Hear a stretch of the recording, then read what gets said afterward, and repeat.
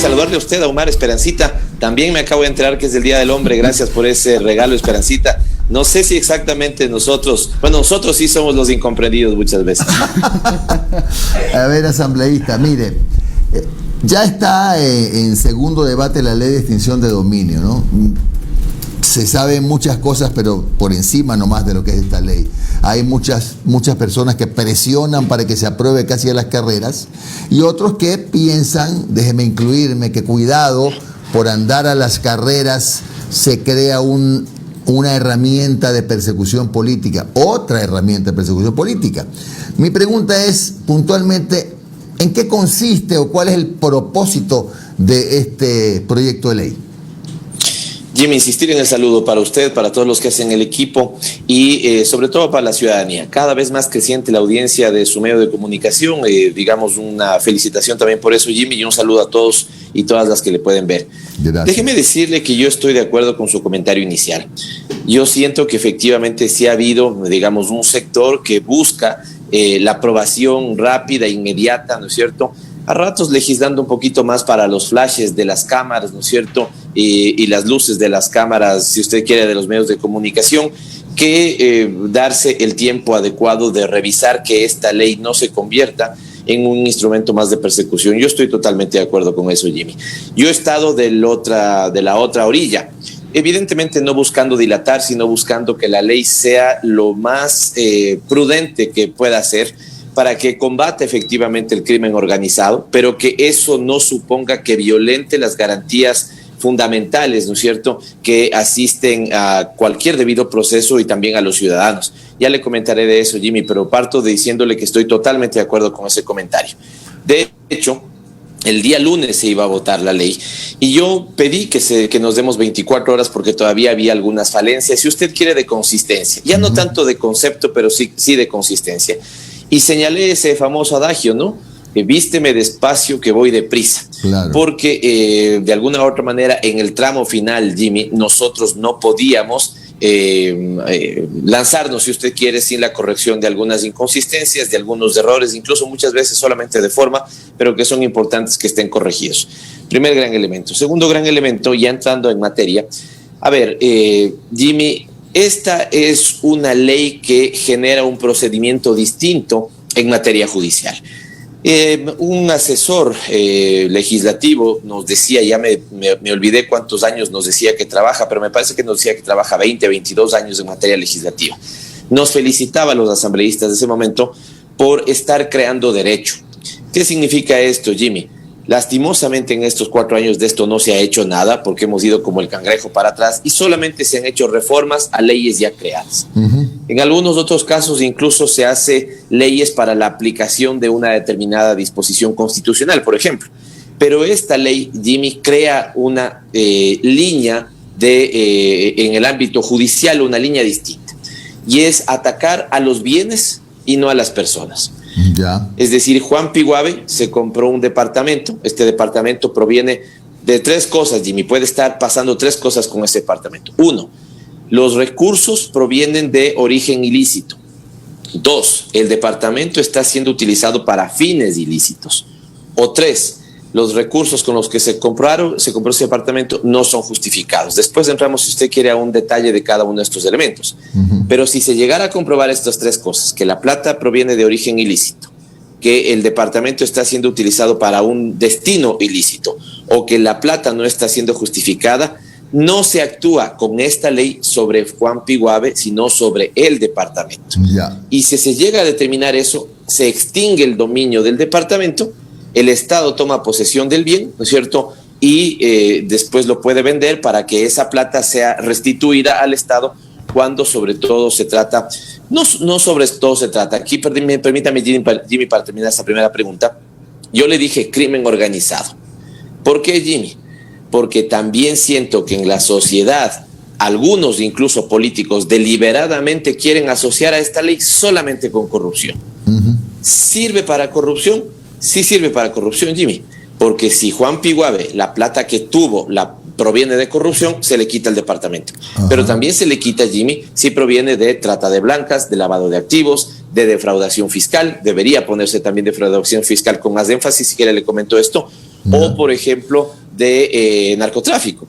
Entonces, creo que hay un sentido social y algunos opinólogos y algunos políticos que quieren asociar esto con espectacularidad solamente al mundo de la corrupción. También se topa al mundo de la corrupción, pero se topa también a estas otras prácticas ilícitas. Claro, el problema sería un poco privilegiar el bombo y el platillo de los casos de corrupción aplicándoles esa ley si no está bien articulada, ¿no? Ahora, Jimmy, aquí me pongo con su pregunta, rescato algo del anterior.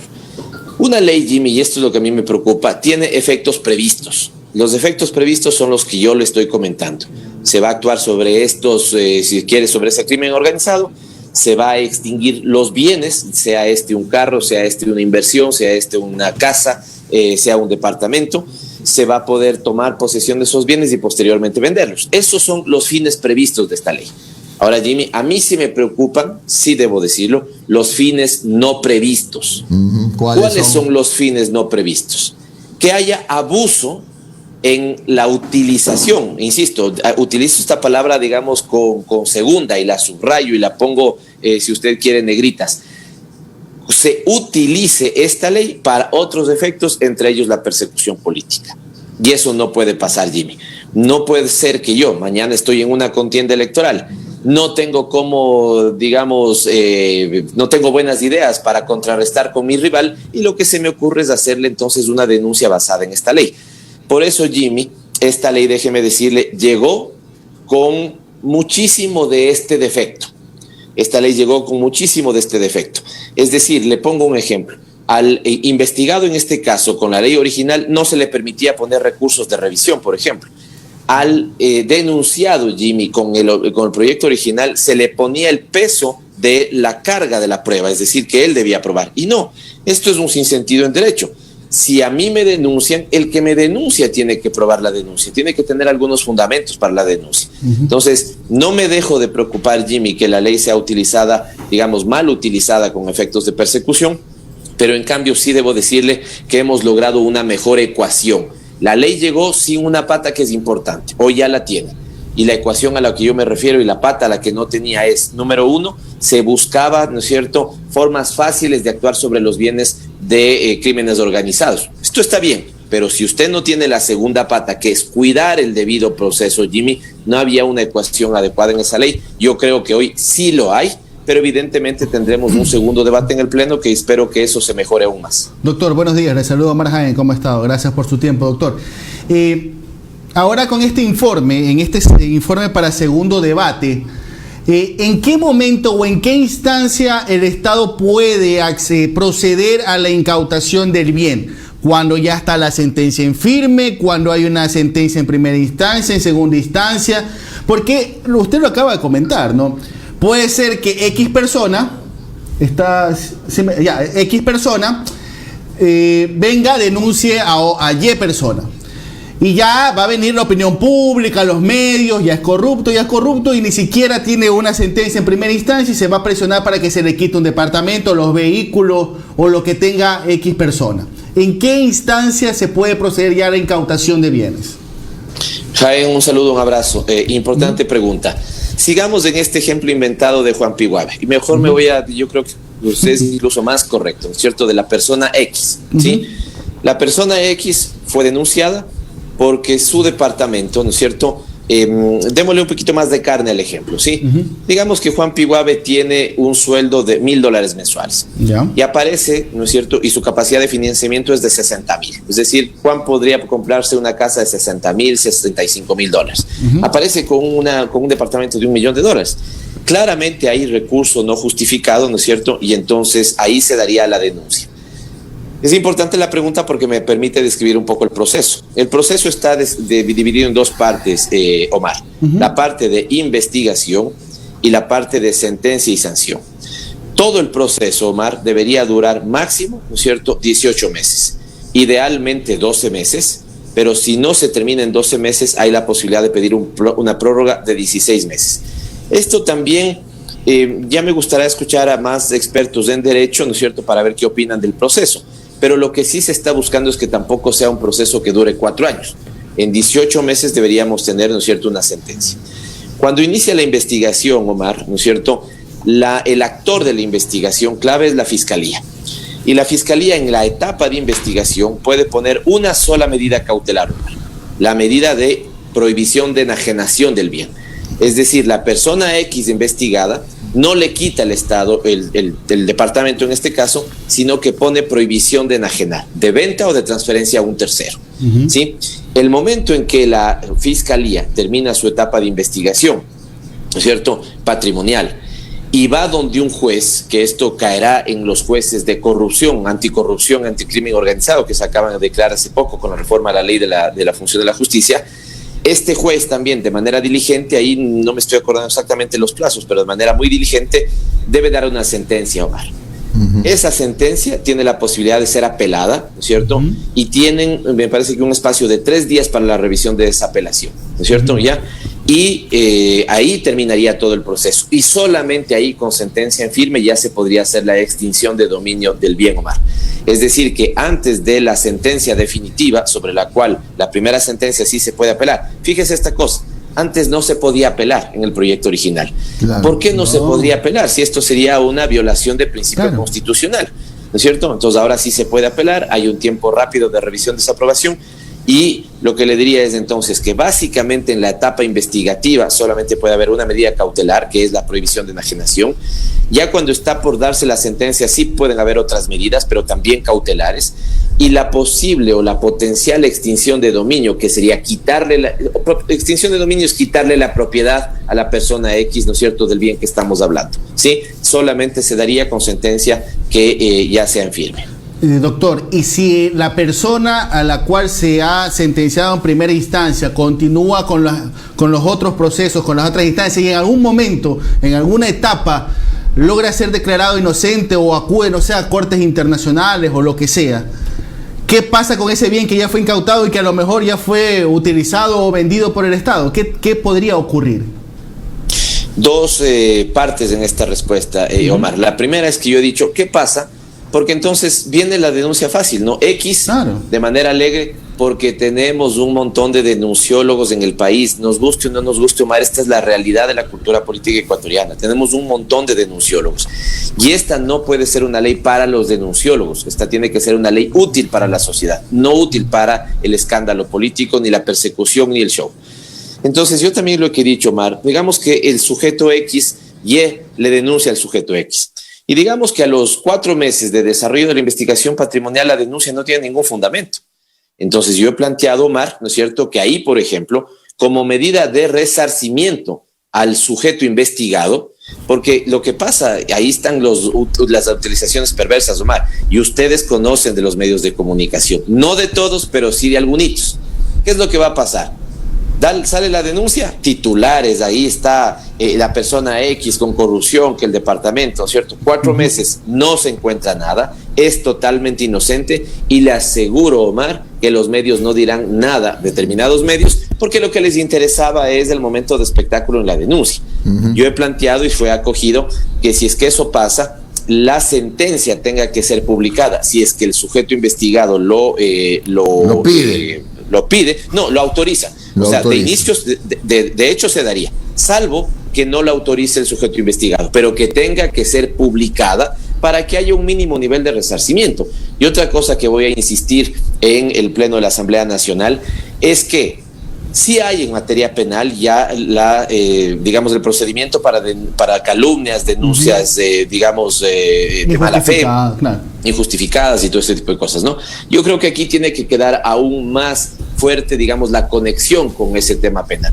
Al menos para que la gente sepa que una denuncia que no está sustentada sí puede ser calificada como calumnia, como denuncia maliciosa, ¿no es cierto? Y que pueda haber también un procedimiento penal. Claro. Fíjese en esto. Alguien decía, los proponentes de esta ley, porque aquí, Jimmy, usted está dando en el clavo en algunas cosas, ¿no? Cuando dice, querían algunos aprobar rápido, esto también entendemos que fue uno de las exigencias del Fondo Monetario Internacional, Jimmy. Entonces, algunos en esta lógica de aprobar, ¿no es cierto?, sin resguardos, aprobar a la rápida, estaban violentando estos procedimientos y planteaban un tema de un sistema de recompensas sobre este tipo de renuncias. Entonces, mi reflexión, Jimmy, que ventajosamente fue apoyada por la mesa, es si tenemos que Es decir, ¿de qué honestidad estamos hablando? De un denunciante que espera una recompensa para hacer la denuncia. Sí, Jimmy, si yo conozco que mi jefe, ¿no es cierto?, se compró un departamento porque está metido en algún tema de defraudación fiscal y no, o trata de blancas, y no lo denuncio, ya también hay que empezar a pensar sobre el denunciante. Pues no es que el denunciante tiene que esperar que haya una recompensa para hacer la denuncia. Así que entiendo que estaba pensado en buen sentido, pero Jimmy, yo también creo que las leyes son determinantes del tipo de sociedad que queremos. Y a mí me parece que si queremos una sociedad donde, digamos, la gente busque justicia, lo haga no porque hay un beneficio económico en la denuncia, sino porque cree que efectivamente tiene que hacerlo. Ahora, supe o trascendió en algunos medios de comunicación que incluso se llegó a decir que en ese nuevo cuerpo legal debería contemplarse la retroactividad. ¿Es cierto que eso se planteó? Jimmy, hay un debate y está en este momento una cosa que se llama retrospectividad. Es un elemento técnico, yo no soy abogado, pero sí me he metido mucho a la discusión de la ley, justamente para que salga una buena ley, Jimmy, que pueda evitar abusos. A ver, aquí hay un principio que se llama ab initio. De estos, los abogados tienen a veces en latín, ¿no es cierto?, estas definiciones. ¿Qué significa ab initio, Jimmy? Si la persona X de la que hemos estado hablando todo este tiempo compró el departamento de $1 millón con fondos indebidos, el derecho dice, Jimmy, que dado que la plata era ilícita o provenía de alguna actividad ilícita o era injustificada, nunca en derecho se consolidó la transacción. Es decir, que esta persona nunca fue realmente propietaria. ¿Ya? O sea, nunca se consolidó el proceso de compra, si usted quiere. Este supuesto propietario nunca llegó a ser propietario como tal. Si es que este es el principio sobre el cual parte esta ley, la ley permite lo que se llama retrospectividad. Retrotraerse al momento de la compra, ¿sí? Es decir, y aquí sí hay un debate, Jimmy, su debate está muy bien traído a colación, porque digamos que esta ley es aprobada en diciembre del 2020. Y digamos que el departamento del que hemos hablado, ¿no es cierto?, de $1 millón se compró en 2005, ¿sí? Han pasado 15 años. Pero al provenir de plata ilícita, nunca se consolidó la transacción. Entonces, permite la retrospectividad, retrotraerse al momento de la compra, determinar que si la compra efectivamente no fue consolidada por esta ilicitud del dinero, ¿no es cierto?, entonces se podría extinguir el dominio. Y ese mismo principio serviría para adelante en el tiempo, lo cual le hace a ese departamento, ¿no es cierto?, un departamento que siempre podrá ser investigado. Ahí sí hay algunos elementos, Jimmy, para conversar más. Algunos otros países, porque Jimmy, esta ley tiene un modelo de Naciones Unidas y ha sido aprobada ya en este momento en 6 países al menos. Y sí hay países que hacia adelante ponen una fecha de caducidad, 15 años, ¿no es cierto? Es decir, ese departamento en 15, 16 años no ha sido investigado, por lo tanto ya no podría ser investigado al año 17. Pero aquí el razonamiento de la mesa fue que también sea imprescriptible, es decir, si nunca se consolidó la buena compra de ese departamento, entonces podrá ser siempre investigado. Doctor, aquí tuvimos al candidato a la presidencia, Andrés Arauz, en la última entrevista que tuvimos aquí, y él mencionaba que iba a plantear que en la ley de extinción de dominio también se incluyen a bienes en Ecuador adquiridos por empresas que están domiciliadas en paraísos fiscales. ¿Se ha tratado ese tema? ¿Se lo ha incluido? ¿Se lo bloqueó? ¿Qué pasó con esa propuesta? Hay una primera parte, Omar, pero evidentemente yo he conversado con nuestro candidato a la presidencia, que además, si me permite el paréntesis, nos está yendo espectacular aquí en la provincia de Pichincha, espectacular, el recibimiento, el cariño de la gente es importante. Y es importante porque justamente con Andrés pensamos de ese tipo de cosas, ¿no es cierto? Así que yo mismo estoy preparando un siguiente artículo que esté absolutamente bien concebido, ¿no es cierto? Porque aquí, digamos, topemos del mundo, también me parece muy importante lo que estamos conversando. Si ustedes se dan cuenta, y a mí me entrevistaron de un par de medios hace unos días, y la asociación inmediata es, ¿no es cierto?, a la corrupción, a la corrupción, a la corrupción. Y entonces, por eso, Mari y Jimmy, yo me detuve diciéndoles al crimen organizado. ¿Por qué? Para que, ¿no es cierto?, veamos que entonces esta ley puede combatir todo tipo de acto ilícito. Y entre los actos ilícitos, Omar, debe estar absolutamente señalado que la defraudación fiscal también es un acto ilícito. Es decir, lo que le quiero decir en otros términos es, ¿no es cierto?, que los opinólogos, lindo que se encarguen de los temas de corrupción, pero encárguense también de los otros, pues, y dentro de esos otros les voy a decir narcotráfico, trata de blancos, defraudación fiscal y otros. Y en defraudación fiscal, Omar, ¿no es cierto?, está incorporado. Segundo, se está pidiendo que esta ley pueda actuar también sobre bienes en el extranjero con cooperación internacional, dando prioridad a los paraísos fiscales y a los regímenes de baja imposición. Y el artículo que estoy preparando para, digamos, ponerlo en consideración en el debate del Pleno de la Asamblea es uno donde esto esté, digamos, como está vinculado con temas injustificados.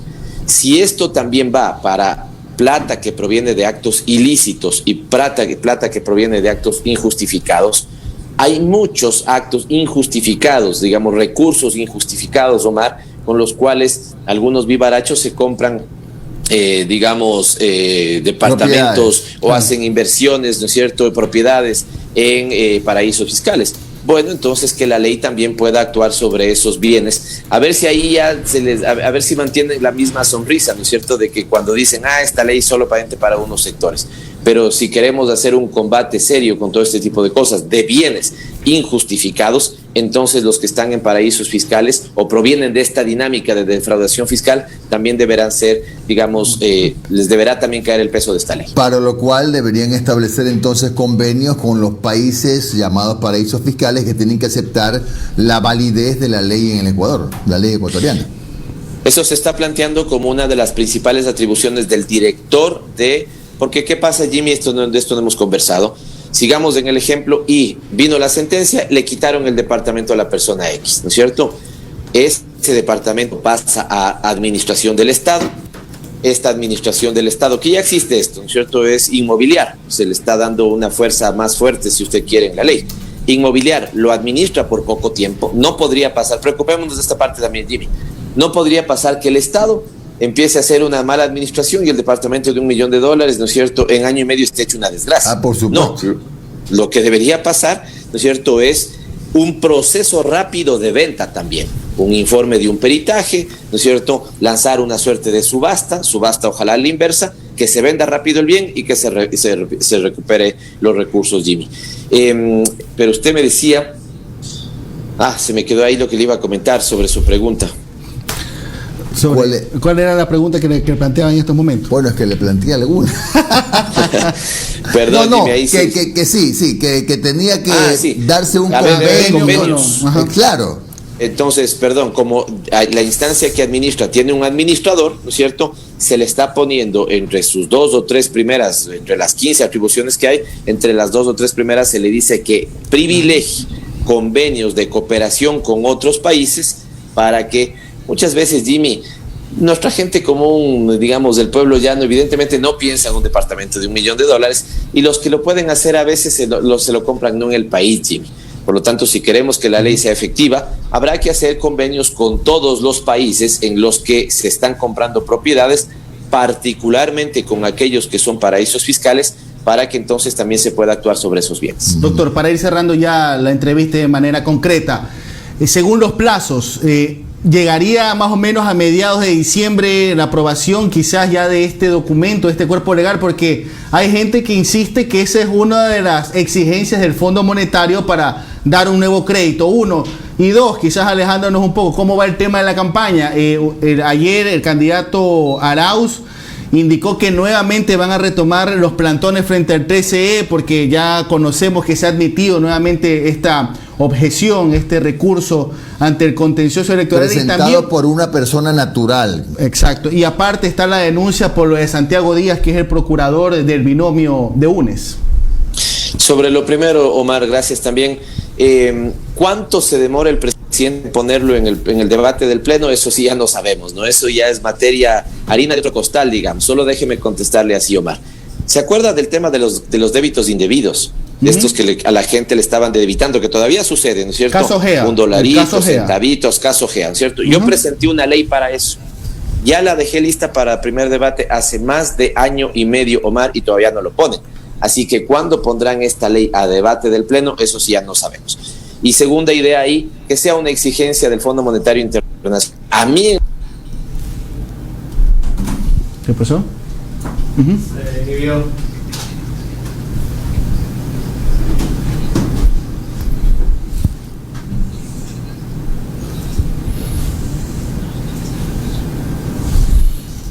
les deja dormir a ellos.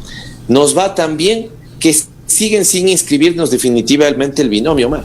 Nos va tan bien que en las últimas horas conocimos que querían hacer lo típico, ¿no es cierto? Actos urgentes y que algunos procedimientos que usted ya conoce de qué tipo son, ¿no es cierto? De llegar a la gente, de seguramente, no sé si buscar llegar hasta apresamientos, esto no lo sé, pero había la advertencia, sobre todo con nuestro procurador común. Recordemos que aquí estamos en una alianza, ¿no es cierto? Y nosotros en esa alianza estamos contentos y absolutamente agradecidos con los miembros de esa alianza, con Centro Democrático, con Compromiso Social. Y entonces esa alianza, Omar, tiene un representante, si usted quiere, común.